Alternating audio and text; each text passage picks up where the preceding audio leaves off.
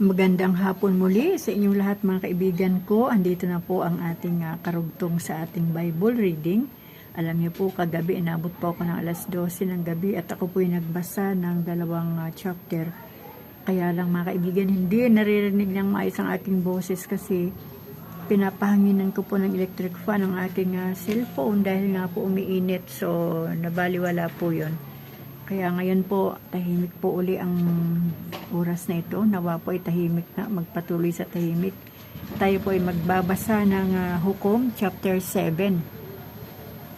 At sa gabay at patnubay ng ating Diyos at sa kapangyarihan at presensya ng ating banal na Espiritu Santo na nasa atin, tayo po ay magpapatuloy na sa pagbabasa. Kaya mga kaibigan, nawa po ay naririnig ninyo itong aking pagbasa ng salita ng Diyos para sa inyo.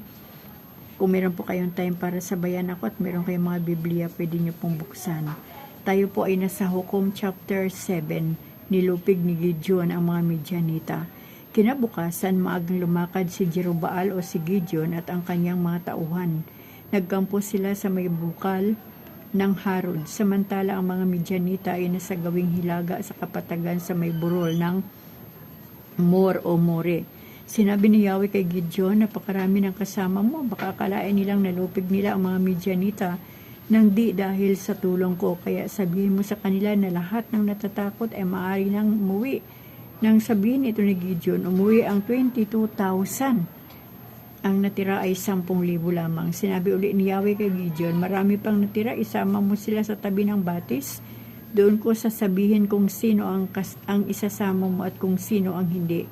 Ganon nga ang ginawa ni Gideon. Pagdating nila sa batis, sinabi ni Yahweh, ibukod mo ang lahat ng sasalok ng tubig sa pamamagitan ng kanilang mga palad at iinom na parang aso, gayon din ang mga luluhod sa pag-inom. Ang sumalok ng tubig upang uminom ay 300 lamang at yaong iba'y lumuhod upang uminom. Sinabi ni Yahweh kay Gideon, ang 300 sumalok sa pag-inom ng ang kasama mo sa paglaban sa mga Midianita, pauwiin mo na yaong iba. Matapos kunin ang mga kagamitan, pinauwi ni Gideon ang lahat ng Israelita maliban sa 300. Ang kampo ng mga Midianita ay nasa kapatagan nga at pinanununghan nila. Kinagabihan, sinabi ni Yahweh kay Gideon, lusobin na ninyo ang mga Midianita at malulupig ninyo sila. Kung nag-aalinlangan ka pa hanggang ngayon, isama mo ang bataan mong si Pura at subukan ninyo sila. Tiyak na lalakas ang loob mo habang naririnig mo ang kanilang usapan. Kaya siya at si Pura ay palihim na nagpunta sa may kampo ng mga Midianita. Ang mga ito pati ng mga Amalisita at mga tribo sa paligid ay naglipa na sa kapatagan. Hindi mabilang sa dami ang kanilang mga kamelyo, ay sindami naman ng buhangin sa dagat. Nang malapit na sina Gideon, may narinig silang nag-uusap. Ang sabi ng isa na panganaginipan kung may isang tinapay na si Badang gumulong sa ating kampo, nagulungan daw ang tolda at ito'y bumagsak. Sagot noong isa, iyon ay walang iba kundi ang tabak ng Israelitang si Gideon na anak ni Joas. Tayo at ang Madian ay palulupig sa kanya ng Diyos. Nang marinig ito ni Gideon, lumuhod siya at nagpuri sa Diyos. Pagkatapos, sila ni Pura ay nagbalik na sa kampo at sinabi sa kanyang mga kasamahan, humanda kayo at ipalulupig na sa atin ni Yahweh ang mga Midianita. Pinagtatlong pangkat niya ang kanyang mga tauhan pagkat siya'y binigyan niya ng tambuli at gusi na may sulo sa loob. Sinabi niya sa kanila, pag malapit na tayo sa kanilang kampamento, tignan ninyo ang gagawin ko at gayahin ninyo. Pag narinig ninyo hinihipa namin ang aming mga tambuli, hipa na rin ninyo ang inyong tambuli. At sumigaw kayo ng kay Yahweh at kay Gideon. Maghahating gabi na halos, kapapalit pa lamang ng pangkat ng tanod na makalapit sa kampo ng mga Midianita ang sina Gideon. Hinipan nila ang kanilang tambuli, sabay basag sa kanilang mga gusi. Sabay-sabay nilang binasag ang kanilang gusi at hinipan ang kanilang mga tambuli. Tangan ng kaliwa ang sulo at nasa kanan ang tambuli habang isinisigaw ang kay Yahweh at kay Gideon. Bawat isa ay hindi umaalis sa kanilang kinatataguan sa paligid ng kampo, samantalang nagkakagulo sa takot ang mga nasa kampo. At habang walang tigil sa pag-ihip ng tambuli ang 300 Israelita, pinaglaban-laban ni Yahweh ang mga nasa kampo, kaya kanya-kanya silang takbo tungo sa Sirera hanggang Bitsita at Abel Mihola. Malapit sa Tabata, ipinatatawag ni Gideon ang kalalakihan sa mga lipi ni Neftali, Aser at Manasis at ipinahabol ang mga Midianita. Si Gideon ay nagpasugo sa lipi ni Ephraim at pinag-abang sa ilog Jordan hanggang sa batis ng Bitbara. Inabangan nga nila at tinugis ang mga Midianita. Nabihag nila ang dalawang pinunong sina Orib at Siib. Pinatay nila si Orib sa batong Orib at si Siib sa katasan ng ubas ni Siib. Pagkatapos dinala sila kay Gideon sa ibayo ng Jordan ang ulo ng mga ito. Purihin po ang Panginoon mga kaibigan sa ating pong nabasa dito po sa Hukom chapter 7 hanggang isang chapter lang po tayo. Siguro kasi nga po umiinit ang ating cellphone po. Pero ang pinaka-highlights po dito sa ating binasa ay ito.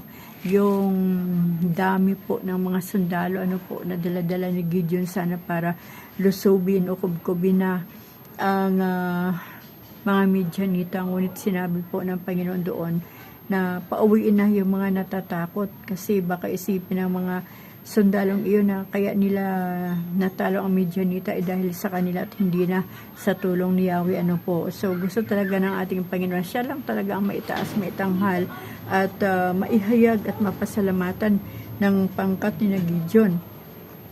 So maliban po doon sa 22,000 na umuwi, takot. Ang natira po ay 10,000 at sa pamagitan po ng binigay ng Diyos na kaparaanan kung sino talaga ang mga tunay na sundalo na talagang may puso sa pagkikipaglaban ay sa pamagitan nga po ng pag-inom ng tubig. Ang mga tunay na sundalo ay nagsalok ng kanilang kamay at doon sila uminom sa kanilang kamay. Meron pong sumubsob sa tubig. Alam niyo mga kaibigan, ganito po yan kapag ikaw po ay sundalo, lalo na yung mga kasundaluhan natin sa mga kabundukan o sa mga lugar na marami pong mga kalaban against government, dapat po listo ang mga mata. Kaya nga po yung pinili ng Diyos yung listo ang mata kasi kapag sumubsob ka ng diretso sa tubig o kaya ilog na pang-iinuman mo, hindi mo makikita ang iyong mga kalaban. Pero habang sinasalok mo ang iyong kamay sa tubig, ang mata ng tunay na sundalo ay nakatingin sa paligid, nakikiramdam po. So yun po ang nakita ni Yahweh. Kaya sa pamagitan po ng kapangyarihan ng Diyos, ay nakita niya yung mga totoong sundalo. At sa kabuuan na naman ng 10,000 ay yung 9,700 ay pinauwi niya at ang 300 lang ang natira. Alam niyo po, nung narinig ko po sa isang vlogger yata na bisita lang yon. May nakita po ako yung mga rally-rally sa YouTube. Meron po nagsalita doon na ex-general na yata o ex-colonel. Ang sabi niya, kapag andyan na ang labanan, ang una niyang sinisigaw sa kanyang mga kasama ay takbo. O kita niyo na po, ang mga sundalo hindi talaga yung palaban, lumalaban. Kasi nga po, ang propesyon ng isang sundalo ay kadalasan, hindi naman po lahat kasi marami din po mga militar na mga kamag-anak, kadugo, kakilala, na talagang hindi po lahat ng militar ay para sa bayan, kundi talagang doon lang sila kasi yung benepisyo, yung sweldo nila. Minsan naman ay kagustuhan ng mga magulang, minsan naman ay kagustuhan ng angkan para magkaroon ng militar sa pamilya, po. So, nakita po natin dito sa mga Israelita na hindi po lahat ng mga Israelita ay matatapang handang lumaban, po. Imagine, 22,000 na yung naunang umalis, tapos 9,700 pa yung sumunod, at sa kapangkalahatan, 300 lang talaga ang nakita ng Diyos na totoong lumalaban at lalaban ng mga sundalo. Kahit man po sa buhay natin, bilang mga anak ng Diyos, lahat po tayong mga anak ng Diyos, mga intercessor, tayo po yung mga sundalo ng Panginoon, yung nakikidigma araw-araw sa pananalangin, sa gawa, banta, plano ng kaaway ay andun po yung digmaan sa ating prayer time, at ang tunay na sundalo na anak ng Diyos ay matapang po tayong humarap sa mga problema at suliranin dahil ang kalaban po talaga natin araw-araw ay talagang minsan ang atin ang sarili, minsan ang ating pamilya, minsan ang sitwasyon ng buhay. Hindi na nga po ibang tao ang kalaban natin ngayon, kundi mismo na po ang ating sarili at ang mga sitwasyon ng buhay na ating kinakaharap sa bawat araw. Pero kapag matapang po ang ating pananampalataya sa Diyos, Hindi po tayo natitinag, hindi po tayo nagkukuit, hindi po tayo natatakot, hindi tayo nangangamba, hindi tayo nag-aalala. Bakit? Kasi kasama natin ang Panginoon sa lahat ng labanan sa ating mga buhay. Kaya mga kaibigan, nawa po ay itong chapter 7 po ng Hukom, nawa po ay makita po natin dito yung puso ni Gideon sa pangunguna kasama ng kanyang mga sundalo na kunti na lang, dahil ang nais na patotohanan dito ng Diyos at ipakita ng Diyos, mananalo si Gideon hindi para sa kanilang lakas kundi para sa kapangyarihan ng Panginoon. Dahil kung ang atin lang pong aasahan ang ating lakas, ang ating karunungan o mga salapi, kayamanan, wala po yan, mabuhay po yan. Pero kung ang atin pong aasahan ay ang tunay na Diyos na makapangyarihan sa lahat, panalo po tayo. Panalo po tayo. Bakit? Kasi hindi po tayo nakakaranas ng pangamba. Alam niyo po, yung mga tao na maraming mga material na bagay sa buhay nila, hindi po yan mapakali, hindi po yan lubusang payapa ang kaisipan. Marami pong iniisip yan, baka nakawan, baka may kidnapping sa pamilya, baka patayin, yung mga ganun bang mga pangyayari po sa buhay ng isang tao. Pero kapag tayo po ay sa Diyos umaasa, hindi po natin tinitignan yung mga bagay na meron tayo, nagkakaroon po tayo ng kapayapaan sa ating isipan. Kasi pag sinabi natin sa Panginoon, Lord, bahala ka na, ay bahala na si Lord, at tayo naman ay bibigyan ni Lord ng kapahingahan sa ating isipan. Yung kapayapaan at kagalakan, yan po ang ating laging natatanggap sa bawat araw mula sa ating Diyos. Bakit? Kasi yung mga labanan na ating kakaharapin ay ang Diyos na po ang umaharap doon at nagbibigay na ng solusyon. Kaya pag dumating na sa buhay natin, hindi na mahirap, magaan na lang. Bakit? Kasi pinangunahan na tayo ng Diyos. Kumbaga ay nauna na ang Diyos para tayo ay tulungan. Kaya mga kaibigan, sa hapon pong ito, ako po yung nagpupuri sa Diyos at nagpapasalamat kasi nakabasa na naman po tayo ng salita ng Diyos. Tagumpay na naman po tayo ngayong hapon at ako po yung nagagalak natutuwa dahil nagawa ko na naman po ang Bible reading ngayong oras na ito at medyo wala pong mga ingay. Napakahimala po ito ng Panginoon na wala pong ingay sa oras na ito. At patuloy lang po tayong lumaban, mga kaibigan. Wag po tayong susuko. Ngayon pa ba tayo susuko? Kunting-kunting panahon na lang. Ay malapit na dumating ang Panginoon. Kaya wala nang sukuan, wala nang tatalikod, wala nang mag-step backward. Kundi step forward lang po tayo at lagi po tayong manalig, umasa, manampalataya sa ating Diyos. Siya lang po ang ating pag-asa. Sa Kanya po magmumula ang lakas, ang kapayapaan, ang kagalakan, at ang katagumpay ng ating buhay sa bawat araw. Wala na pong iba pa.